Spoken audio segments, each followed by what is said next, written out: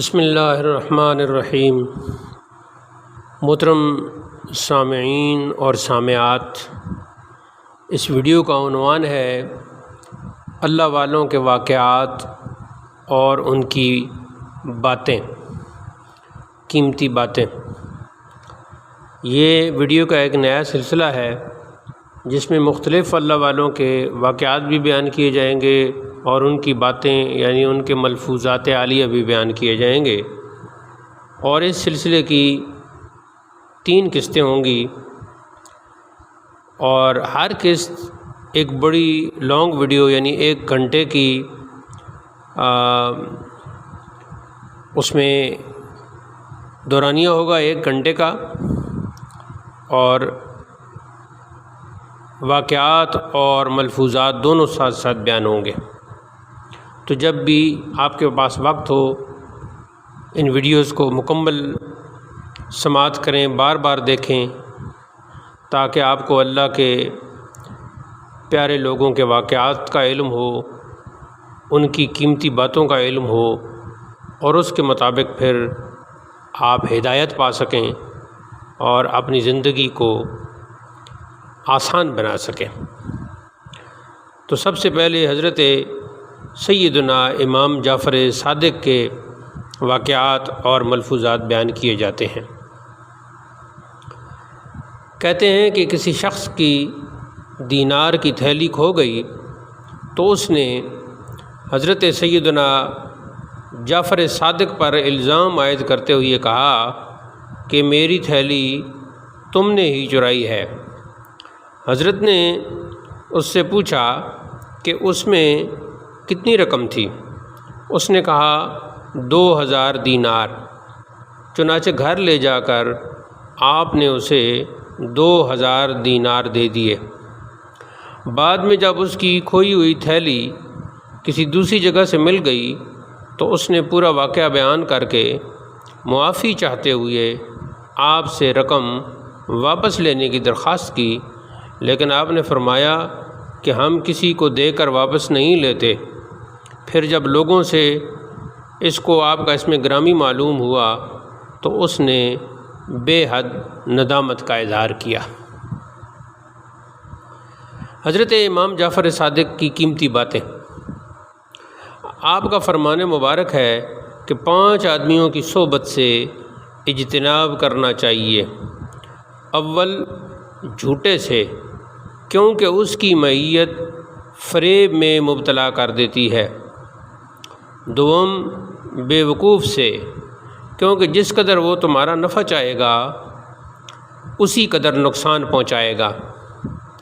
سوم، کنجوس سے، کیونکہ اس کی صحبت سے بہترین وقت برباد ہو جاتا ہے۔ چہارم، بزدل سے، کیونکہ یہ وقت پڑنے پر ساتھ چھوڑ دیتا ہے۔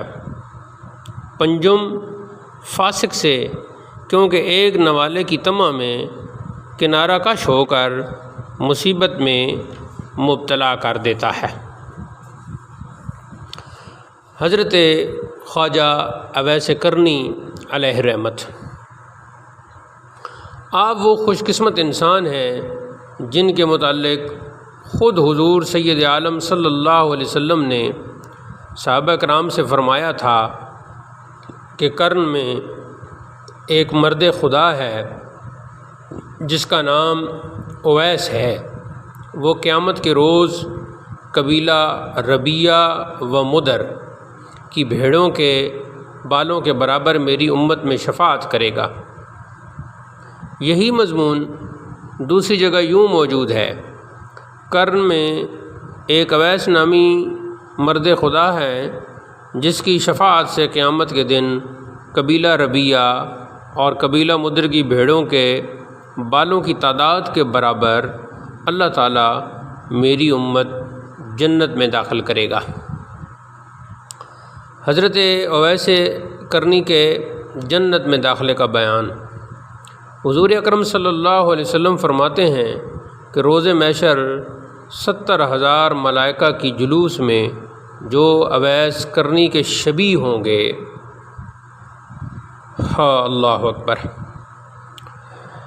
تو وہ اویس کرنی کے شبیہ ہوں گے، اویس کو جنت میں داخل کیا جائے گا تاکہ مخلوق ان کی شناخت نہ کر سکے سوائے اس شخص کے جس کو اللہ تعالیٰ ان کے دیدار سے مشرف کرنا چاہے، اس لیے کہ آپ نے خلوت نشین ہو کر اور مخلوق سے روپوشی اختیار کر کے محض اس لیے عبادت و ریاضت اختیار کی کہ دنیا آپ کو برگزیدہ تصور نہ کرے، اور اسی مصلحت کے پیش نظر روز محشر آپ کی پردہ داری قائم رکھی جائے گی۔ جب صحابہ نے پوچھا کہ کیا وہ کبھی آپ کی خدمت میں حاضر ہوئے ہیں، آپ صلی اللہ علیہ وسلم نے فرمایا کبھی نہیں، لیکن چشم ظاہری کے بجائے چشم باطنی سے اس کو میرے دیدار کی سعادت حاصل ہے، اور مجھ تک نہ پہنچنے کی دو وجہ ہیں، اول غلبہ حال، دوم تعظیم شریعت، کیونکہ اس کی والدہ مومنہ بھی ہیں اور ضعیف نابینا بھی، اور اویس شتربانی کے ذریعے ان کے لیے معاش حاصل کرتا ہے۔ پھر جب صحابہ نے پوچھا کہ کیا ہم ان سے شرف نیاز حاصل کر سکتے ہیں، تو حضور نے فرمایا کہ نہیں، البتہ علی و عمر سے ان کی ملاقات ہوگی۔ محترم سامعین، آگے جو شخصیت ہیں ان کا اس میں گرامی ہے حضرت خواجہ حسن بصری رحمۃ اللہ تعالی علیہ۔ آپ امام عصر اور فرید الدہر تھے۔ آپ کی کنیت ابو علی اور اس میں گرامی حسن بصری ہے۔ تذکرہ نگاروں کا کہنا ہے کہ آپ کا یہ نام خوبرو ہونے کی وجہ سے امیر المومنین سیدنا فاروق اعظم رضی اللہ تعالی عنہ نے تجویز فرمایا تھا۔ منقول ہے کہ بچپن میں آپ نے ایک دن حضور اکرم صلی اللہ علیہ وسلم کے پیالے میں پانی پی لیا، اور جب حضور علیہ السلام نے دریافت فرمایا کہ میرے پیالے کا پانی کس نے پیا ہے، تو حضرت ام سلمہ نے فرمایا کہ حسن نے۔ یہ سن کر حضور نے فرمایا کہ اس نے جس قدر پانی میرے پیالے میں سے پیا ہے، اسی قدر میرا علم اس میں نفوذ کر گیا ہے۔ ایک دن حضور اکرم صلی اللہ علیہ وسلم ام سلمہ کے مکان پر تشریف لائے تو انہوں نے حضرت حسن بصری کو آپ کی آغوش مبارکہ میں ڈال دیا۔ اس وقت حضور صلی اللہ علیہ وآلہ وسلم نے آپ کے لیے دعا فرمائی، اور اس دعا کی برکت سے آپ کو بے پناہ مراتب حاصل ہوئے۔ حضرت موصوف کی والدہ ماجدہ ام المومنین حضرت ام سلمہ رضی اللہ تعالی عنہا کی کنیز تھیں، اور جب بچپن میں آپ کی والدہ کسی کام میں مصروف ہوتیں اور آپ رونے لگتے تو ام المومنین آپ کو گود میں اٹھا کر اپنے پستان مبارکہ آپ کے منہ میں دیتیں، اور وہ پورے شوق میں آپ کے پستان مبارکہ سے دودھ بھی نکلنے لگتا۔ اندازہ فرمائیے، جس نے ام المومنین کا دودھ پیا ہو اس کے مراتب کا کون منکر ہو سکتا ہے۔ خوف خدا سے آنسوؤں کا سیلاب۔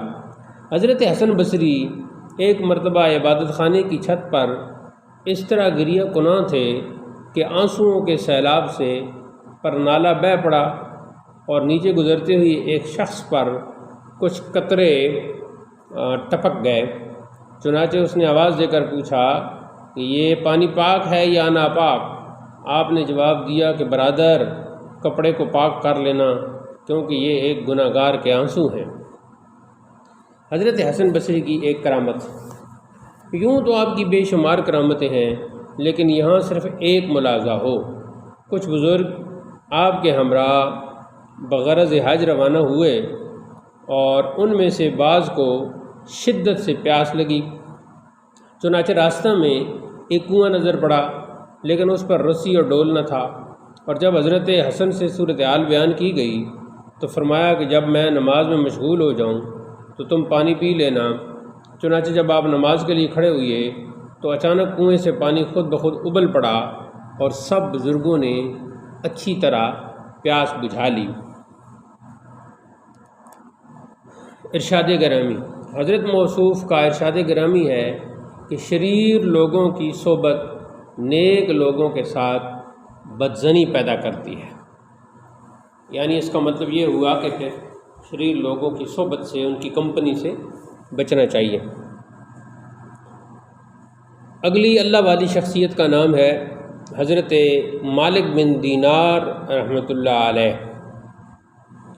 آپ امام طریقت اور تمام جن و انسان کی زینت بے انتہا خوبیوں سے مزین و مشرف تھے۔ آپ کی توبہ کا واقعہ یہ ہے کہ ایک رات آپ ایک جماعت کے ساتھ عیش و طرب میں مشغول تھے۔ جب تمام لوگ سو گئے تو اس باجے سے جسے بجایا جا رہا تھا آواز آئی، اے مالک تجھے کیا ہو گیا کہ توبہ نہیں کرتا؟ چنانچہ آپ ان سب باتوں سے دستبردار ہو گئے اور حضرت حسن بصری رحمۃ اللہ علیہ کی خدمت میں آ کر سچی توبہ کی۔ آپ کا معاملہ اس حد تک پہنچ گیا کہ ایک دفعہ آپ کشتی پر سوار تھے کہ کسی سوداگر کا ایک قیمتی موتی کشتی میں غائب ہو گیا۔ چنانچہ چونکہ آپ سب لوگوں سے اجنبی تھے، اس لیے لوگوں نے موتی چرانے کی تہمت آپ پر لگائی۔ آپ نے اسی وقت آسمان کی طرف سر اٹھایا تو فوراً جتنی مچھلیاں پانی میں تھیں باہر نکل آئیں اور ہر ایک نے ایک ایک موتی اپنے منہ میں لے رکھا تھا۔ آپ نے ان میں سے ایک مچھلی کے منہ سے ایک موتی لے کر اس شخص کو دیا اور اسی وقت کشتی سے اترے اور پانی کی سطح پر قدم رکھ کر دریا پر چلنے لگے، یہاں تک کہ کنارے تک پہنچ گئے۔ آپ کے ہاتھ کی برکت، کسی ملحد سے آپ کا مناظرہ ہو گیا اور دونوں اپنے کو حق پر کہہ رہے تھے، حتیٰ کہ لوگوں نے یہ فیصلہ کیا کہ دونوں کے ہاتھ آگ میں ڈلوائے جائیں اور جس کا ہاتھ آگ سے محفوظ رہے اس کو حق پر تصور کیا جائے۔ چنانچہ ایسا ہی کیا گیا اور دونوں میں سے کسی ہاتھ کو ضرر نہ پہنچا۔ لوگوں نے فیصلہ کر دیا کہ یہ دونوں بر حق ہیں، لیکن آپ نے کبیدہ خاطر ہو کر اللہ تعالیٰ سے عرض کیا کہ 70 سال میں نے عبادت میں گزار دیے مگر تو نے مجھے ایک ملحد کے برابر کر دیا۔ ندا آئی کہ اے مالک تمہارے ہاتھ کی برکت سے ہی ایک ملحد کا ہاتھ آگ سے بچ گیا، اگر وہ تنہا آگ میں ہاتھ ڈال دیتا تو یقیناً ہاتھ جھلس جاتا۔ آپ کا ارشاد گرامی، فرمایا کہ جس سے قیامت کے دن کوئی فائدہ حاصل نہ ہو اس کی صحبت سے کیا فائدہ۔ نیز فرمایا جو لغو باتیں زیادہ کرتا ہے اور عبادت کم، اس کا علم قلیل، قلب اندھا اور عمر رائگاں ہے، کیونکہ میرے نزدیک اخلاص سے بہتر کوئی عمل نہیں ہے۔ اگلی اللہ والی شخصیت ہیں حضرت محمد واسع۔ حضرت محمد واسع علیہ رحمت کا فرمان، آپ نے فرمایا کہ دنیا میں رہتے ہوئے زہد اختیار کرو اور حرص کو ترک کر دو اور پوری مخلوق کو محتاج تصور کر کے کبھی کسی سے اپنی احتیاج کا ذکر نہ کرنا، اور اگر تم ان چیزوں کے پابند ہو گئے تو مستغنی یعنی بے پرواہ ہو جاؤ گے اور اس نصیحت پر عمل کرنے والوں کو دونوں جہان کی سلطنت حاصل ہو جائے گی۔ محترم سامعین، اگلی اللہ والی شخصیت کا نام ہے حضرت سیدنا حبیب عجمی رحمۃ اللہ علیہ۔ آپ بلند پایا مقبول خدا تعالیٰ تھے۔ اللہ تعالیٰ کی بارگاہ میں جو درجہ آپ کو حاصل تھا وہ اس واقعہ سے بخوبی ظاہر ہو جاتا ہے کہ ایک رات حضرت حسن بصری رحمۃ اللہ علیہ کا ان کی خانقاہ کی طرف گزر ہوا۔ آپ اقامت کہہ کر نماز مغرب شروع کر چکے تھے۔ حضرت حسن بصری نے ان کی اقتداء میں نماز نہ پڑھی، کیونکہ صحیح تلفظ اور درست مخارج کے ساتھ تلاوت قرآن کریم پر آپ کو قدرت حاصل نہ تھی۔ حضرت حسن بصری جب رات سوئے تو دیدار الہی حاصل ہوا۔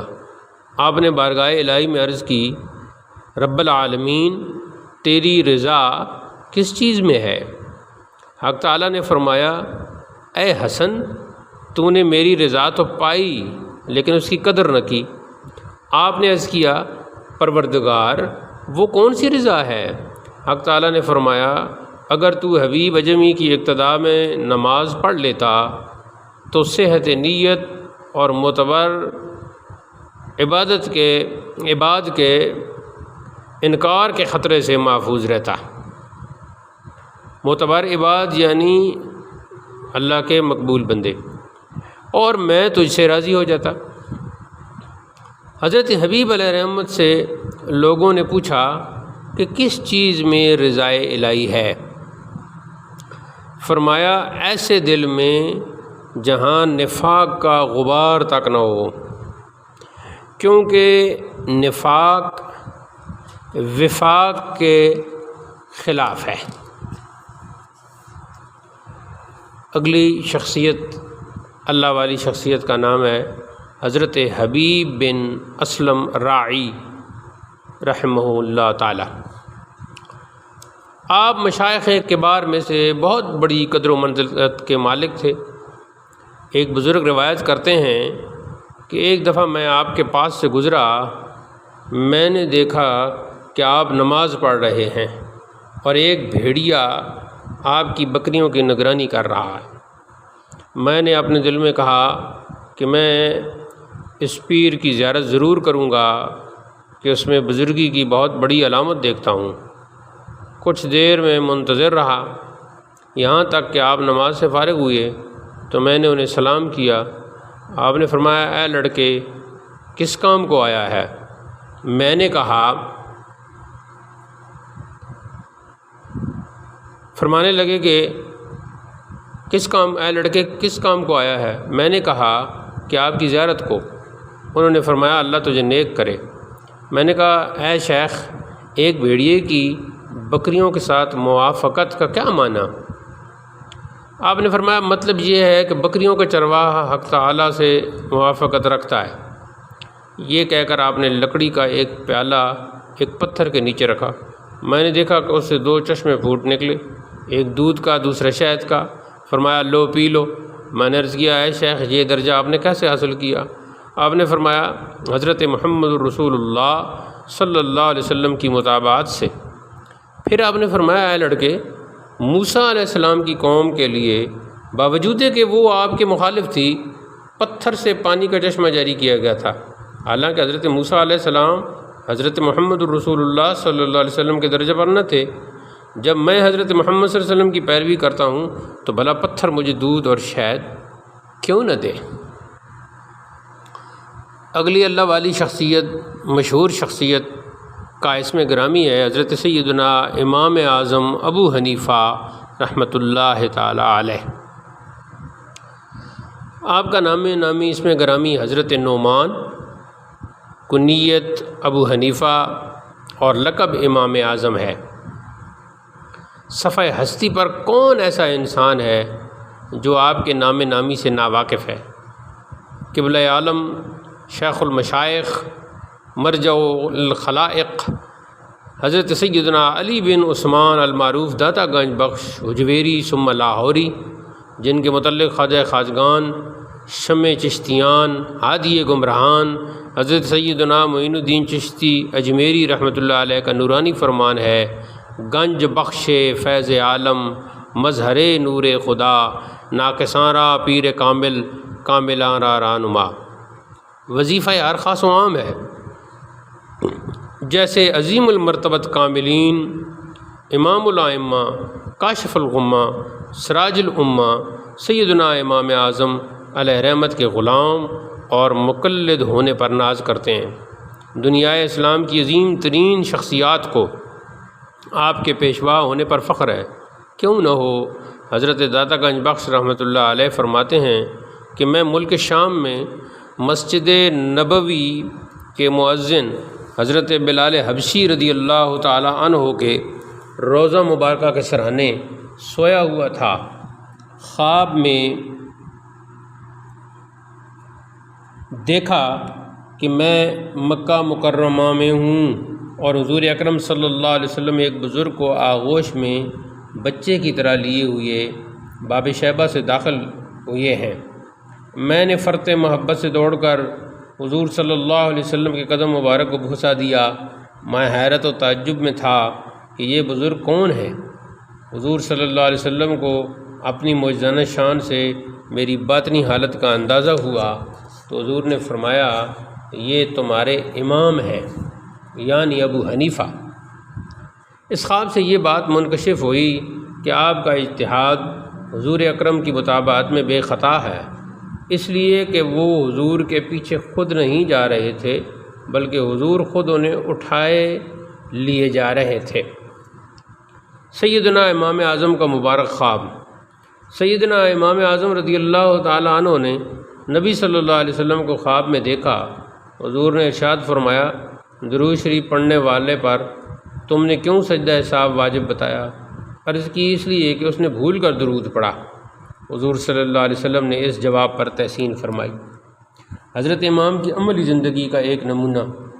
امام الائمہ سیدنا امام اعظم رضی اللہ تعالیٰ عنہ نے 30 برس کامل ہر رات ایک رکعت میں قرآن مجید ختم کیا ہے۔ امام ہمام کا تقویٰ، ہر وہ چیز جس میں گناہ کا شائبہ بھی نظر آتا امام صاحب اس سے دور رہتے۔ مروی ہے کہ انہوں نے اپنے شریک کار حفص بن عبد الرحمن کو کچھ تجارتی سامان دے کر بھیجا اور بتا دیا کہ اس میں ایک کپڑا عیب دار ہے، اسے جب فروخت کرنا تو یہ عیب کھول کر ضرور بیان کر دینا۔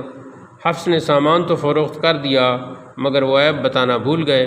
امام صاحب کو یہ معلوم ہوا تو اس سامان کی تمام قیمت صدقہ کر دی۔ ماہ رمضان میں 60 مرتبہ ختم شریف۔ ہمارا خیال ہے کہ امام صاحب رحمۃ اللہ علیہ سب سے پہلے حفظ قرآن کی طرف متوجہ ہوئے، جیسا کہ دیندار گھرانوں میں رواج ہے، اور اس کی شہادت خود امام صاحب کی زندگی سے بھی ملتی ہے۔ وہ قرآن پاک کی کثرت سے تلاوت کیا کرتے تھے، چنانچہ مروی ہے کہ ماہ رمضان میں 60 مرتبہ ختم کرتے تھے۔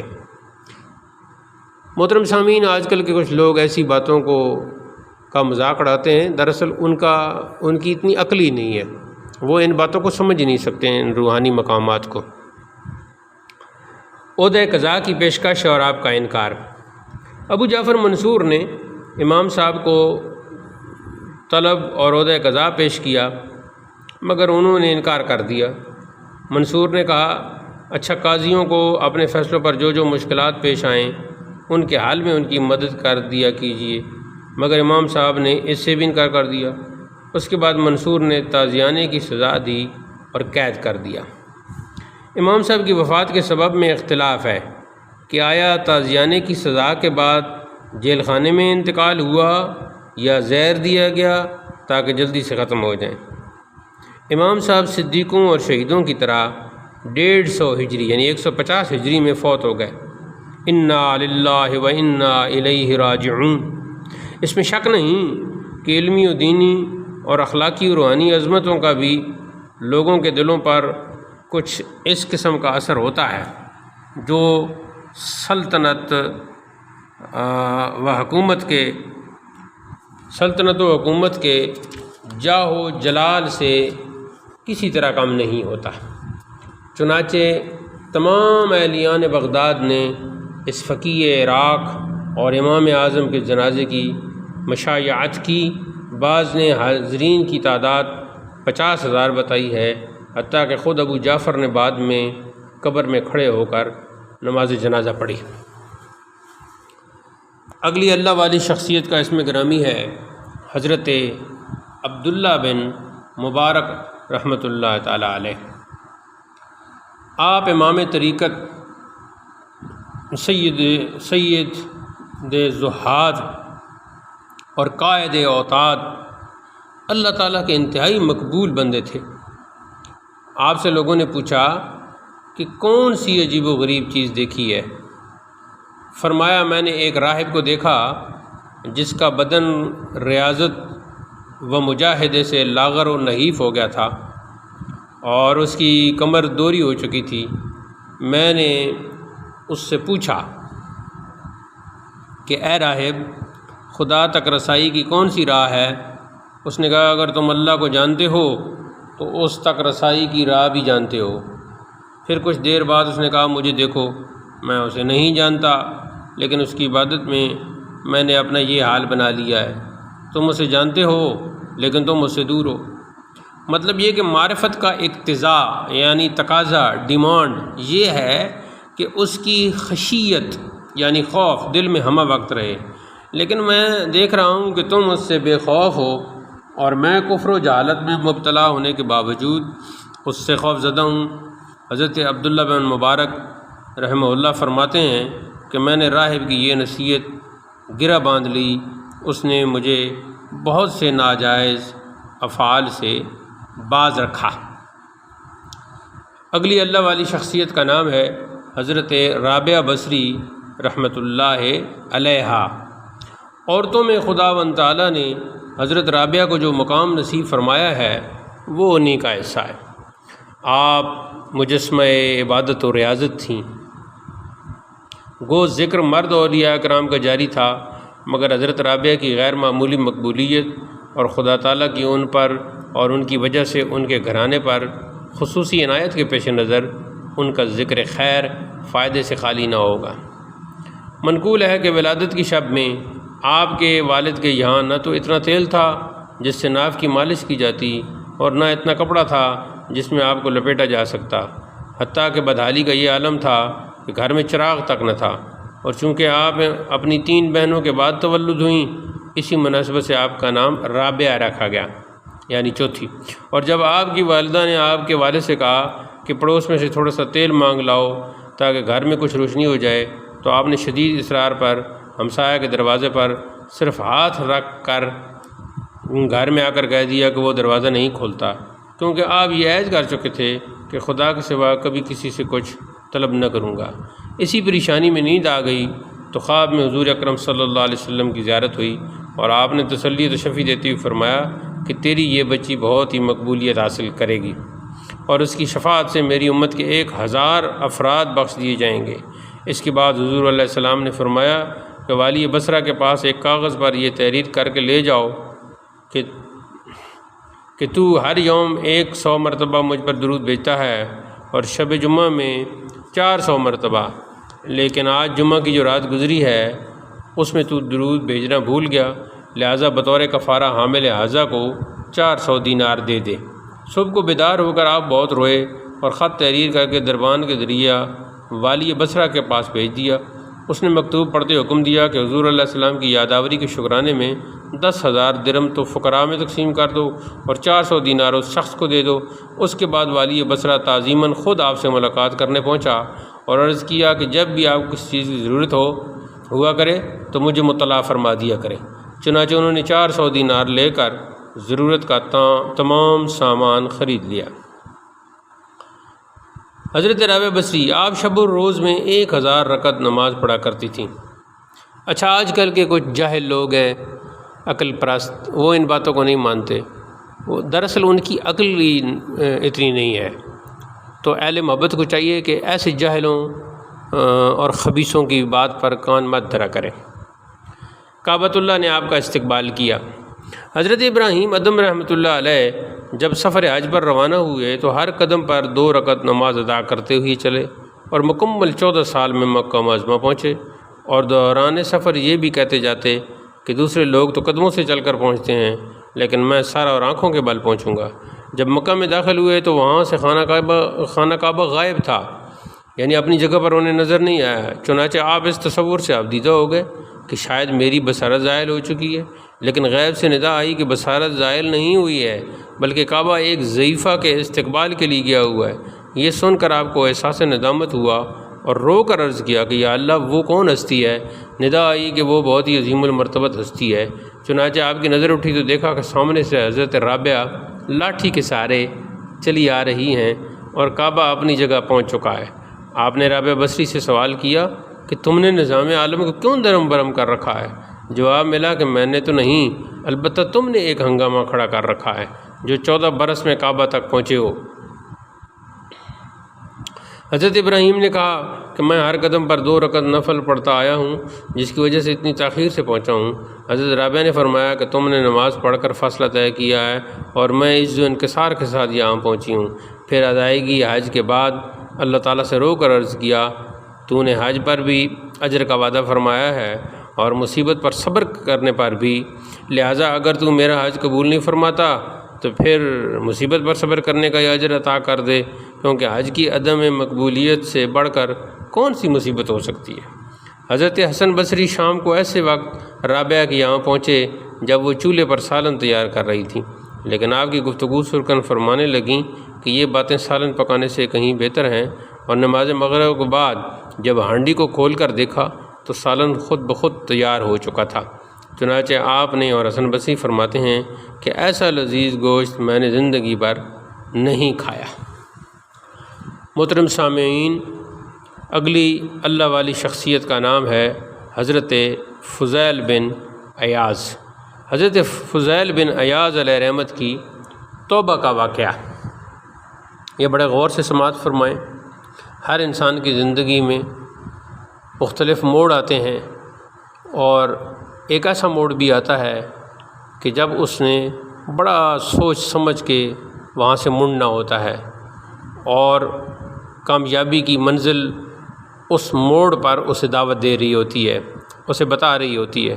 تو حضرت فضیل بن عیاض کی توبہ کا یہ واقعہ بڑے ہی غور، بڑی ہی توجہ اور بڑی ہی التفات کے ساتھ سماعت کریں، اور اگر کوئی بات سمجھ نہ آئے تو ویڈیو کو بے شک پیچھے کر کے بار بار سنیں، تو پھر انشاءاللہ سمجھ میں آ جائے گی۔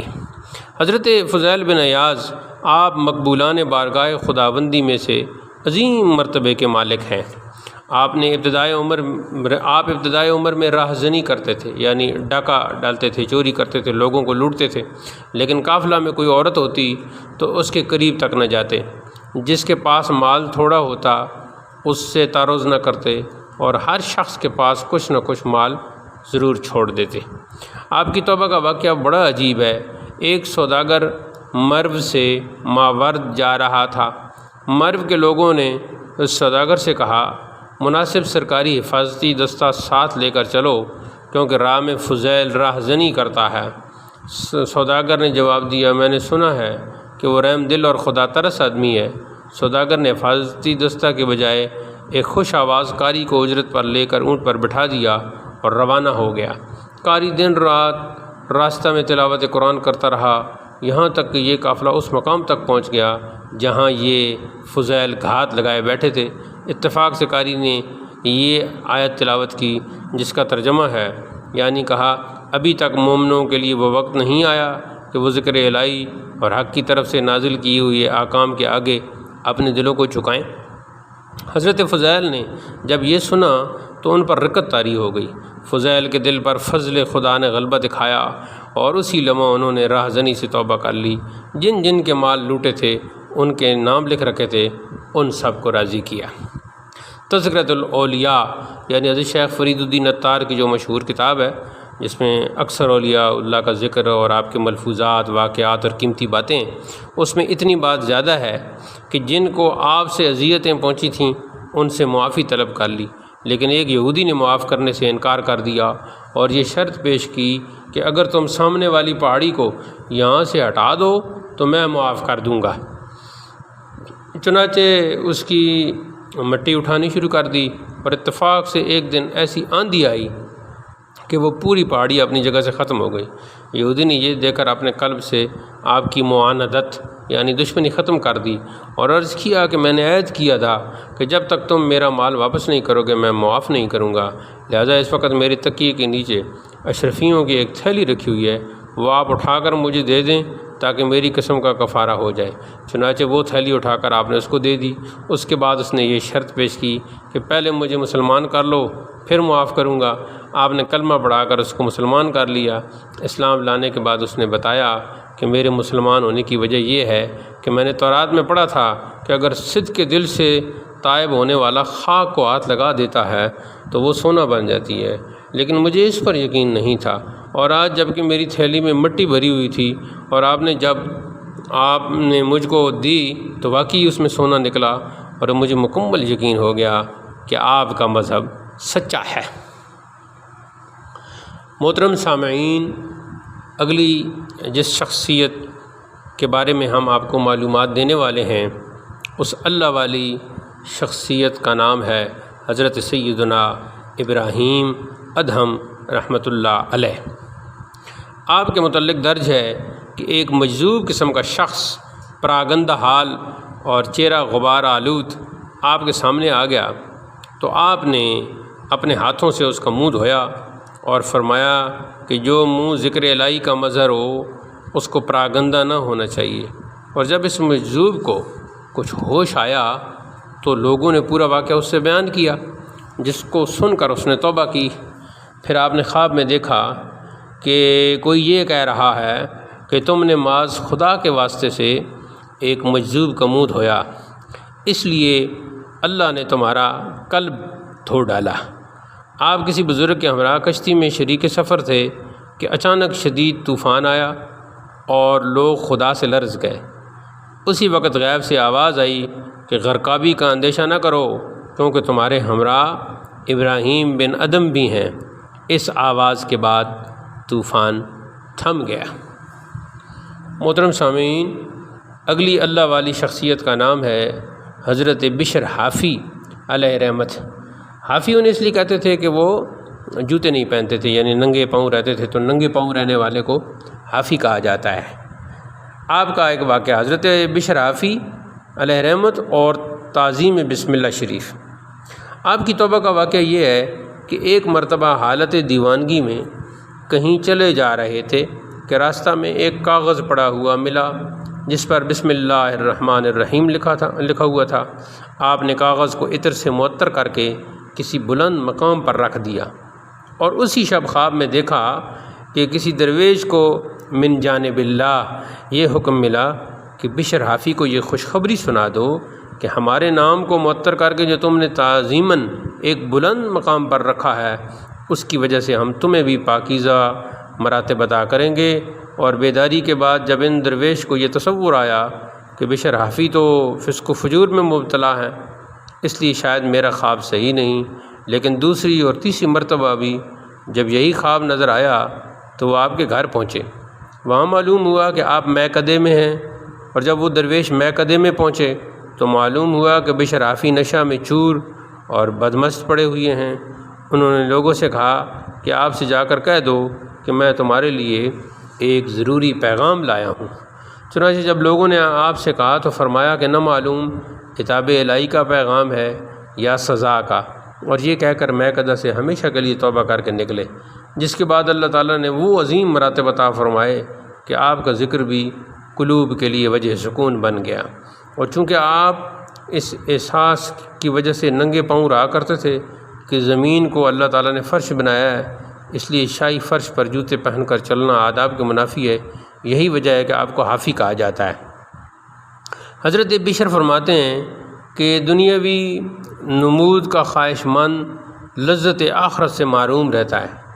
نیز آپ نے فرمایا کہ تقویٰ نام ہے شکوک و شبہات سے پاک ہونے اور قلب کو ہمہ وقت گرفت کرتے رہنے کا، یعنی دل میں اپنے دل کو ہمہ وقت اپنی گرفت میں لینا، یعنی اس میں جو برے خیالات آئیں ان سے اس کو روکے رکھنا۔ اگلی شخصیت کا نام ہے جی حضرت ذوالنون مصری۔ آپ کے ارشادات بیان کیے جاتے ہیں۔ حضرت ذوالنون مصری کے ارشادات علیہ الرحمہ۔ حضرت ذوالنون علیہ رحمت فرماتے ہیں کہ سب سے بڑا دولت مند وہ ہے جو تقویٰ کی دولت سے مالا مال ہو۔ مصائب میں صبر کرنا تعجب خیز نہیں، بلکہ مصائب میں خوش رہنا تعجب کی بات ہے۔ میں نے رائے اخلاص کی جانب لے جانے والی خلوت سے زائد کسی شے کو افضل نہیں پایا۔ پہلے قدم پر خدا کو کوئی نہیں پا سکتا، یعنی خدا کے ملنے تک خود کو طالب تصور کرتا ہے۔ اگلی شخصیت کا اسم گرامی ہے حضرت با یزید بسطامی علیہ الرحمہ۔ مدینہ منورہ سے سفر میں آپ نے مدینہ منورہ سے سفر میں آپ نے اپنے اونٹ پر بے حد بوجھ لاد دیا، یعنی بہت ساری چیزیں اس پر لاد دیں۔ جب لوگوں نے کہا کہ جانور پر اس قدر بوجھ لادنا شان بزرگی کے خلاف ہے، تو فرمایا کہ پہلے آپ لوگ غور سے دیکھ لیں کہ بوجھ اونٹ کے اوپر ہے بھی یا نہیں۔ چنانچہ جب لوگوں نے غور سے دیکھا تو معلوم ہوا کہ پورا بار اونٹ کے کمر سے اوپر تھا۔ یہ دیکھ کر جب لوگ حیرت زدہ ہوئے تو آپ نے فرمایا کہ اگر میں اپنا حال پوشیدہ رکھتا ہوں تو دوسروں کو خبر نہیں ہوتی، اور ظاہر کر دیتا ہوں تو حیرت زدہ ہو جاتے ہیں۔ ان حالات میں بھلا میں تمہارے ہمراہ کیسے رہ سکتا ہوں؟ جب زیارت مدینہ سے فارغ ہوئے اور والدہ کی خدمت کا تصور آیا تو بستام کے لیے روانہ ہو گئے۔ جب اہل شہر کو آپ کی آمد کی اطلاع ملی تو کافی فاصلہ پر آپ کے استقبال کے لیے پہنچ گئے، لیکن اس وقت آپ کو خلجان ہو گیا کہ اگر لوگوں سے ملاقات کرتا ہوں تو یاد الہی میں غفلت ہوگی، لہٰذا آپ نے ان لوگوں کو متنفر کرنے کے لیے یہ ترکیب کی کہ رمضان کے باوجود دکان سے کھانا خرید کر کھانا شروع کر دیا۔ یہ دیکھتے ہی تمام عقیدت مند واپس ہو گئے، اور آپ نے فرمایا کہ گو میں نے اجازت شرعی پر عمل کیا، لیکن لوگ مجھے برا سمجھ کر منحرف ہو گئے۔ جب سفر سے واپسی میں مکان کے دروازے پر پہنچے اور دروازے سے کان لگا کر سنا تو والدہ وضو کرتے ہوئے یہ کہہ رہی تھیں، یا اللہ میرے مسافر کو راحت سے رکھنا اور بزرگوں سے اس کو خوش رکھ کر اچھا بدلہ دینا۔ یہ سن کر پہلے تو آپ روتے رہے، پھر دروازے پر دستک دی تو والدہ نے پوچھا کون ہے؟ عرض کیا آپ کا مسافر۔ چنانچہ انہوں نے دروازہ کھول کر ملاقات کرتے ہوئے فرمایا کہ تم نے اس قدر طویل سفر اختیار کیا کہ روتے روتے میری بصارت ختم ہو گئی اور غم سے کمر جھک گئی۔ آپ نے فرمایا جس کام کو میں نے بعد کے لیے چھوڑا تھا وہ پہلے ہی ہو گیا، اور وہ میری والدہ کی خوشنودی تھی، والدہ کی برکت۔ آپ فرمایا کرتے کہ مجھے جتنے بھی مراتب حاصل ہوئے سب والدہ کی اطاعت سے حاصل ہوئے۔ ایک مرتبہ میری والدہ نے رات کو پانی مانگا، لیکن اتفاق سے اس وقت گھر میں قطن پانی نہیں تھا، چنانچہ میں گھڑا لے کر نہر سے پانی لایا، مگر میری آمد و رفت کی تاخیر کی وجہ سے والدہ کو پھر نیند آ گئی۔ میں رات بھر پانی لیے کھڑا رہا، حتیٰ کہ شدید سردی کی وجہ سے وہ پانی آب خورے میں منجمد ہو گیا۔ جب والدہ کی بیداری کے بعد میں نے انہیں پانی پیش کیا تو انہوں نے فرمایا کہ تم نے پانی رکھ دیا ہوتا، اتنی دیر کھڑے رہنے کی کیا ضرورت تھی؟ میں نے عرض کیا کہ معاذ اس خوف سے کھڑا رہا کہ مبادا کہیں بیدار ہو کر پانی نہ پئیں اور آپ کو تکلیف پہنچے۔ یہ سن کر انہوں نے مجھے دعائیں دیں۔ اسی طرح ایک رات والدہ نے فرمایا کہ دروازے کا ایک پٹ کھول دو، لیکن میں رات بھر اسی پریشانی میں کھڑا رہا کہ نہ معلوم دایاں پٹ کھولوں یا بایاں، کیونکہ اگر ان کی مرضی کے خلاف غلط پٹ کھل گیا تو حکم عدولی میں شمار ہوگا۔ چنانچہ انہیں انہی خدمتوں کی برکت سے یہ مراتب مجھ کو حاصل ہوئے۔ سامعین گرامی، اگلی اللہ والی شخصیت کا نام ہے حضرت عبداللہ بن مبارک علیہ الرحمہ۔ ایک مرتبہ آپ فراغت حج کے بعد بیت اللہ میں سو گئے اور خواب میں دیکھا کہ دو فرشتے باہم باتیں کر رہے ہیں، اور ایک نے دوسرے سے سوال کیا کہ اس سال کتنے لوگ حج میں شریک ہوئے اور کتنے افراد کا حج قبول ہوا؟ دوسرے نے جواب دیا کہ 6 لاکھ لوگوں نے حج ادا کیا، لیکن ایک فرد کا بھی حج قبول نہیں ہوا، مگر دمشق کا ایک موچی جو حج میں تو شریک نہیں ہوا لیکن خدا نے اس کا حج قبول فرما کر اس کے طفیل میں سب کا حج قبول کر لیا۔ یہ خواب دیکھ کر بیداری کے بعد موچی سے ملاقات کرنے دمشق پہنچے، اور ملاقات کے بعد جب اس کا نام و نسب دریافت کر کے حج کا واقعہ دریافت کیا تو اس نے اپنا نام اور پیشہ بیان کرنے کے بعد جب آپ کا نام پوچھا تو آپ نے بتا دیا کہ عبداللہ بن مبارک ہوں۔ یہ سنتے ہی وہ چیخ مار کر بے ہوش ہو گیا۔ ہوش میں آنے کے بعد اس طرح اپنا واقعہ بیان کیا کہ بہت عرصہ سے میرے قلب میں حج کی تمنا تھی، اور میں نے اس نیت سے 100 درہم بھی جمع کر لیے تھے، لیکن ایک دن میرے پڑوسی کے یہاں سے کھانا پکنے کی خوشبو آئی تو میری بیوی نے کہا کہ اس کے یہاں سے تم بھی جو کچھ مانگ لاؤ تاکہ ہم بھی کھا لیں۔ چنانچہ میں نے اس سے جا کر کہا کہ آج آپ نے جو کچھ پکایا ہے ہمیں بھی عنایت کریں، لیکن اس نے کہا کہ وہ کھانا آپ کے کھانے کا نہیں ہے، کیونکہ 7 دن سے میں اور اہل عیال فاقہ کشی میں مبتلا تھے، تو میں نے مردہ گدے کا گوشت پکا لیا ہے۔ یہ سن کر میں خوف خداوندی سے لرز گیا اور اپنی تمام جمع شدہ رقم اس کے حوالے کر کے یہ تصور کر لیا کہ ایک مسلمان کی امداد میرے حج کے برابر ہے۔ حضرت عبداللہ نے یہ واقعہ سن کر فرمایا کہ فرشتوں نے خواب میں واقعی سچی بات کہی تھی اور خدا تعالی حقیقت میں قضاء و قدر کا مالک ہے۔ محترم سامعین، اگلی شخصیت کا اسم گرامی ہے حضرت سفیان ثوری رحمۃ اللہ علیہ۔ لوگوں نے آپ سے سوال کیا کہ حضور اکرم صلی اللہ علیہ وسلم نے جو یہ فرمایا کہ زیادہ گوشت خوروں کو اللہ تعالیٰ دشمن تصور کرتا ہے، آخر اس میں کیا بھید ہے؟ آپ نے جواب دیا کہ یہاں گوشت سے مراد غیبت ہے، کیونکہ مسلمان کی غیبت کرنا ایسا ہی ہے جیسے کسی نے مردار گوشت کھا لیا، اور اہل غیبت کو خدا تعالیٰ دشمن خیال کرتا ہے۔ 4 چیزیں۔ حضرت سفیان ثوری رحمۃ اللہ علیہ نے حضرت حاتم سے فرمایا کہ میں تمہیں ان 4 چیزوں سے آگاہ کرتا ہوں جن کو عوام نے بربنائے غفلت، یعنی اپنی غفلت کی وجہ سے فراموش کر دیا ہے، بھلا دیا ہے۔ اول یہ کہ لوگوں پر اتہام لگا کر ان کو برا بھلا کہنا احکام خداوندی سے غافل بنا دیتا ہے۔ دوم، کسی مومن کے عروج پر حسد کرنا ناشکری کا پیش خیمہ ہے۔ سوم، ناجائز دولت جمع کرنے سے انسان آخرت کو بھول جاتا ہے۔ چہارم، خدا تعالیٰ کی وعید پر خوف زدہ نہ ہونے اور ان وعدوں پر اظہار مایوسی کرنے سے کفر عائد ہو جاتا ہے، اور یہ سب چیزیں نہایت بری ہیں۔ محترم سامعین، اگلی شخصیت اللہ والی شخصیت کا اسم گرامی ہے حضرت ابو علی شفیق بلخی رحمۃ اللہ علیہ۔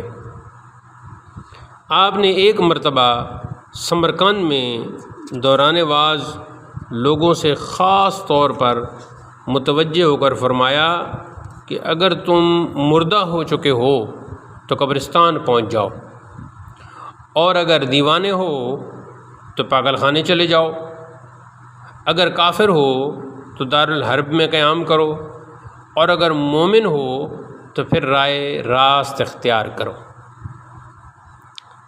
حضرت حاتم اصم نے آپ سے نفع بخش نصیحت کرنے کی درخواست کی تو فرمایا، عام وصیت تو یہ ہے کہ اپنے قول کا معقول جواب سوچے بغیر کوئی بات منہ سے نہ نکالی جائے، اور خاص وصیت یہ ہے کہ جب تک تمہارے اندر بات نہ کہنے کی طاقت موجود ہے خاموشی اختیار کرو۔ اگلی اللہ والی مشہور شخصیت کا اسم گرامی ہے حضرت امام شافعی۔ حضرت امام شافعی علیہ رحمت کی کرامت۔ حاکم روم کچھ رقم سالانہ ہارون رشید کے پاس بھیج دیا کرتا تھا، لیکن ایک مرتبہ چند راہبوں کو بھیج کر یہ شرط لگا دی کہ اگر آپ کے دینی علماء مناظرے میں ان راہبوں سے جیت گئے جب تو میں اپنی رقم جاری رکھوں گا، ورنہ بند کر دوں گا۔ چنانچہ خلیفہ نے تمام علماء کو جمع کر کے حضرت امام شافعی کو مناظرہ پر آمادہ کیا، اور آپ نے پانی کے اوپر مصلی بچھا کر فرمایا کہ یہاں آ کر یہ صورتحال دیکھا، تو جب یہاں آ کر یہ صورتحال دیکھ کر وہ سب کے سب ایمان لے آئے، اور جب اس کی اطلاع حاکم روم کو پہنچی تو اس نے کہا یہ بہت اچھا ہوا، اس لیے کہ اگر وہ شخص یہاں آ جاتا تو پورا روم مسلمان ہو جاتا۔ آگے ہے جی حضرت خدا کے بندے کہہ دیں تو پورا عالم سونا بن جائے، اور یہ بیان ہے اب جس شخصیت کا، ان کا اسم گرامی ہے حضرت امام احمد بن حنبل رحمۃ اللہ علیہ۔ حضرت امام احمد بن حنبل رحمۃ اللہ علیہ فرمایا کرتے تھے کہ میں جنگل میں راستہ بھول گیا، اور جب ایک اعرابی سے راستہ معلوم ہوا، اس سے معلوم کرنا چاہا تو وہ پھوٹ پھوٹ کر رونے لگا۔ مجھے خیال ہوا کہ شاید یہ فاقہ سے ہے۔ جب میں نے کھانا دینا چاہا تو وہ بہت ناراض ہو کر کہنے لگا کہ اے امام حنبل، کیا تجھے خدا پر اعتماد نہیں جو خدا کی طرف مجھے کھانا دینا چاہتا ہے، جب کہ تو خود گم کردہ رہا ہے؟ مجھے خیال آیا کہ اللہ تعالیٰ نے اپنے نیک بندوں کو کہاں کہاں پوشیدہ رکھا ہے۔ وہ میری نیت کو بھانپ کر بولا کہ خدا کے بندے تو ایسے ہوتے ہیں کہ اگر وہ تمام سرزمین کو سونا بن جانے کے لیے کہہ دیں تو پورا عالم سونے کا بن جائے۔ میں نے جب نگاہ اٹھائی تو پورا صحرا سونے کا نظر آیا، اور غیب سے یہ ندا آئی کہ یہ ہمارا محبوب بندہ ہے، اور اگر یہ کہہ دے تو ہم پورے عالم کو زیر و زبر کر دیں۔ لہٰذا تجھے اس بات کا شکر ادا کرنا چاہیے کہ تیری ملاقات ایسے بندے سے ہو گئی، لیکن آج کے بعد تو اس کو کبھی نہ دیکھ سکے گا۔ حضرت امام احمد حنبل کا تقویٰ۔ آپ کے صاحبزادے حضرت صالح اصفہان کے قاضی تھے۔ ایک مرتبہ امام حنبل کے خادم نے حضرت صالح کے مطبخ یعنی باورچی خانے میں سے خمیر لے کر روٹی تیار کی۔ جب روٹی امام صاحب کے سامنے پہنچی تو آپ نے پوچھا کہ یہ اس قدر گداز یعنی نرم کیوں ہے؟ خادم نے پوری کیفیت بتا دی تو آپ نے فرمایا کہ جو شخص اصفہان کا قاضی رہا ہو اس کے یہاں سے خمیر کیوں لیا، لہٰذا روٹی میرے کھانے لائق نہیں رہی۔ یہ کسی فقیر کے سامنے پیش کر کے پوچھ لینا کہ اس روٹی میں خمیر تو صالح کا ہے اور آٹا احمد بن حنبل کا، اگر تمہاری طبیعت گوارا کرے تو لے لو۔ لیکن 40 یوم تک کوئی سائل ہی نہیں آیا۔ جب روٹیوں میں بو پیدا ہو گئی تو خادم نے دریائے دجلہ میں پھینک دیں، لیکن امام صاحب کے تقویٰ کا یہ عالم تھا کہ آپ نے اس دن سے دریائے دجلہ کی مچھلی بھی نہیں کھائی۔ اگلی شخصیت، اور یہ آج کی نشست میں آخری اللہ والی شخصیت ہیں، ان کا اسم گرامی ہے حضرت داؤد طائی علیہ الرحمت۔ منقول ہے کہ آپ ہمیشہ روزہ رکھتے تھے، اور ایک مرتبہ موسم گرما کی دھوپ میں بیٹھے ہوئے مشغول عبادت تھے کہ آپ کی والدہ نے فرمایا یہاں سایہ میں آ جاؤ، لیکن آپ نے کہا کہ مجھ کو اس چیز کی ندامت ہوتی ہے کہ خواہش نفس کے لیے کوئی اقدام کروں۔ پھر فرمایا کہ جب بغداد میں لوگوں نے مجھ کو پریشان کرنا شروع کیا تو میں نے یہ دعا کی کہ اے اللہ میری چادر لے لے تاکہ باجماعت نماز سے نجات حاصل ہو جائے اور مخلوق سے کوئی رابطہ نہ رہے۔ چنانچہ جب اللہ تعالیٰ نے میری چادر لے لی اس وقت سے ذکر الہی اور گوشہ نشینی کے سوا مجھ کو کچھ اچھا نہیں لگتا۔ محترم سامعین، بہت ساری اللہ والی شخصیات، اللہ والوں کے واقعات اور ان کی قیمتی باتیں، ان کے قیمتی ملفوظات آپ کی خدمت میں پیش کیے گئے ہیں۔ اس ویڈیو کو بار بار سماعت کریں تاکہ آپ کا دل اللہ تعالیٰ کے نور محبت سے منور ہو جائے۔ بلا شبہ یہ وہ ہستیاں ہیں جن پر اللہ تعالیٰ راضی ہوا اور ان کو بہت ہی اونچے درجے، اونچے مقامات عطا کیے۔ ان کی رفعت کا اندازہ ہم جیسے گناہ گار لوگ نہیں لگا سکتے۔ ان کی زندگیاں ہمارے لیے مشعل راہ ہیں۔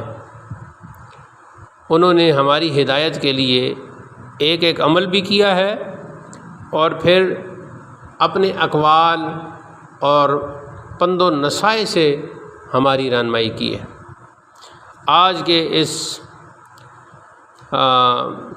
عجیب و غریب دور میں ہر مسلمان پراگندہ خیال ہے، پراگندہ ذہن ہے، سکون کا طالب ہے، خوشی کا طالب ہے، مگر نہ اسے سکون میسر ہے نہ خوشی میسر ہے، اس لیے کہ اس نے دراصل آج کے مسلمان نے دراصل اللہ کے پیاروں، اللہ کے نیک بندوں کا راستہ چھوڑ دیا ہے۔ اور جب تک مسلمان اللہ کے نیک بندوں کے پیارے بندوں کے راستے پر نہیں چلتا اس کو ہدایت نصیب ہو ہی نہیں سکتی۔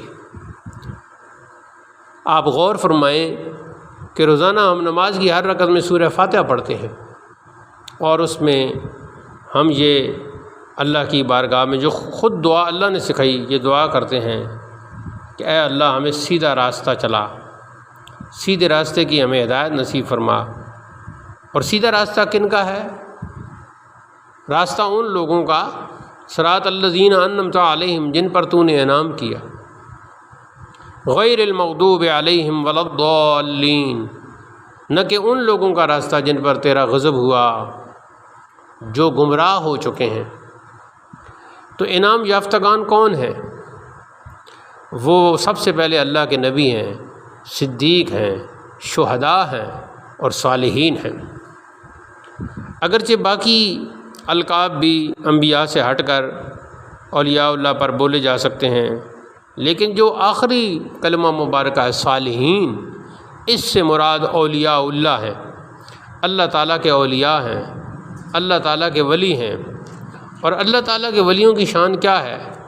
خود اللہ تعالیٰ نے فرمایا الا ان اولیاء اللہ لا خوف علیہم ولا هم یحزنون الذین آمنوا وکانوا یتقون، سن لو بے شک اللہ کے ولیوں پر نہ کچھ خوف ہے اور نہ کچھ غم، وہ جو ایمان لائے اور پرہیزگاری کرتے ہیں۔